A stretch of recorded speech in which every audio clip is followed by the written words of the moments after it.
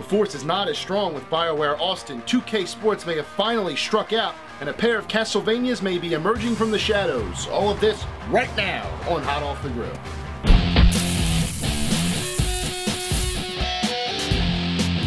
Hello and welcome to the May 26th installment of GamerNode's Hot Off the Grill. Senior Editor Jason Fanelli at your service, and with the shadow of E3 2012 looming in the distance, there's plenty to talk about today, so let's eat. The studio behind Star Wars The Old Republic, BioWare Austin, was hit with layoffs this week after a studio restructuring.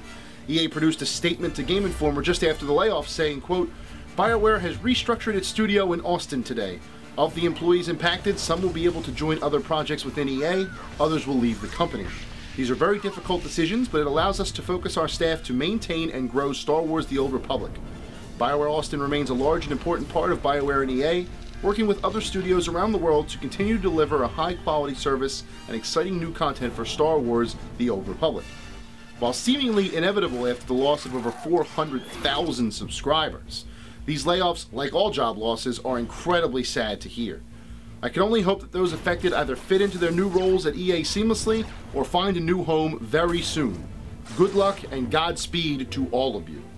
2K Sports may finally be benchmarking its landmark baseball franchise. During Tuesday's Take-Two Interactive Investor Conference call, the Major League Baseball 2K franchise was notably left out of a list of planned franchises for the upcoming fiscal year.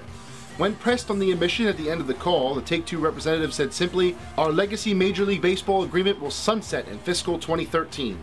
MLB 2K12 is our last offering under that agreement. At this time, we have no further comment." Sounds to me like MLB 2K is finished, but I am not surprised. Even though this was the only baseball offering on the 360, that couldn't save it from being annually outmatched by superior competition in Sony's MLB The Show. Not even a yearly contest for $1 million could save this franchise. Those who will truly feel the sting of this are baseball fans who only own an Xbox, as they no longer have a baseball simulation to enjoy every year. What are they supposed to do? Unless EA decides to revive MVP Baseball, which would be a great idea actually now that I think about it. Can that happen soon? Nothing pairs with gaming news quite like the taste of a brand new game to play, and this week offers 2 new entries in some well-known franchises. Time to pull up your stool, grab your frosty mug, and have a taste of what's on tap. Off-road racing powerhouse Dirt gives itself some edge with Dirt Showdown. This new Dirt focuses on a more aggressive style of racing, throwing destruction derbies in for good measure. There's no missiles and guns like Twisted Metal, but there will be plenty of bent fenders and broken glass. Meanwhile, off of the racetrack, Sony is bringing the war with the Chimera to the Vita with Resistance Burning Skies. Burning Skies features an original story in the Resistance universe, where players will control a firefighter looking for his lost family. Destruction derbies and alien warfare are on the menu this week, so what makes you hungry? Konami may have 2 new Castlevania games hiding in the shadows if information leaked this week turns out to be legit. According to the Paul Gale Network, or PGN, Castlevania Mirror of Fate was originally planned to be a 3DS Wii U co-release with some kind of cross-platform play. The Wii U version, however, has been cancelled in favor of a sequel to 2010's Lords of Shadow. Lords of Shadow 2 will release for all of the major systems, including a Wii U version which will retain some of the interconnectivity that the 2 Mirror of Fate releases would have shared. New Castlevania is always a good thing, especially if it follows up the excellent Lords of Shadow. I wish that the 2 Mirror of Fate games were still happening, if only because I want to see as many 3DS Wii U cross-compatible games as humanly possible, but I am certainly not going to argue with this direction either. Dan McKinney has more on this and the rest of Konami's E3 offerings in the GamerNode E3 Company Spotlight, now live on GamerNode.com. But for now, I say bring on the Belmonts. Capcom is celebrating the 25th anniversary of its famed Street Fighter franchise in a big way. Along with a worldwide Street Fighter tournament, Capcom is releasing the Street Fighter 25th Anniversary Collector's Set this September. This $150 behemoth contains 4 games, an 11-disc soundtrack, a 2-disc Blu-ray video history, a replica of Ryu's karate belt, an 8-inch Ryu statue, and more. I'm surprised on how incredibly comprehensive this set is. Sure, it's missing the original Street Fighter, or Fighting Street, depending on who you ask, and the side series like Alpha and EX are left out as well. But it does contain the most recent versions of Street Fighters 2, 3, and 4, as well as the Street Fighter and Tekken crossover. Street Fighter fans have plenty of reasons why this set is worth the price tag. I know my heart is aflutter just thinking about it. Capcom says that pre-orders have begun on the Capcom store right now, so flash kick your way on over there before your chances go up in yoga flames. It's once again time to peer into the crystal ball and predict what E3 2012 will unveil to the unknowing public.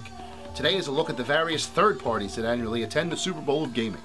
The third-party software lineup for this year is already impressive, featuring Capcom's Resident Evil 6, 2K's Borderlands 2, and Activision's Call of Duty Black Ops, among others. There are a few surprises still waiting for us, but what could they be? Well, that's why I'm here. Here is week 4 of Nostra Jason's E3 2012 prediction.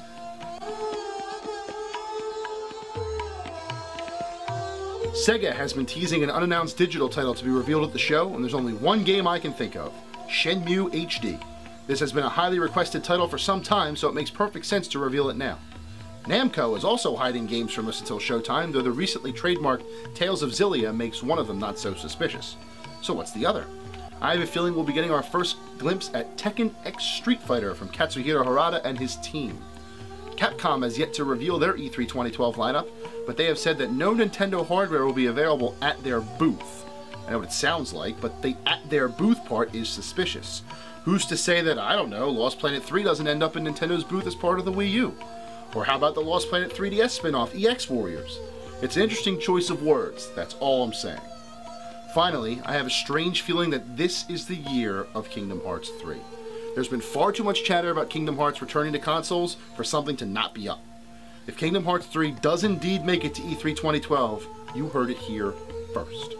Regardless, leading up to the show, be sure to check out even more third-party E3 2012 coverage on GamerNode.com, including company spotlights for all of the big names on the show floor. Next week, on the final installment of my E3 pre-shows, the GamerNode staff votes on their top 5 most anticipated games of this year's show, and I'll give my predictions for the top 5 games of E3 2012 once all is said and done. Until next time, this kitchen is closed. Thanks for watching, everybody.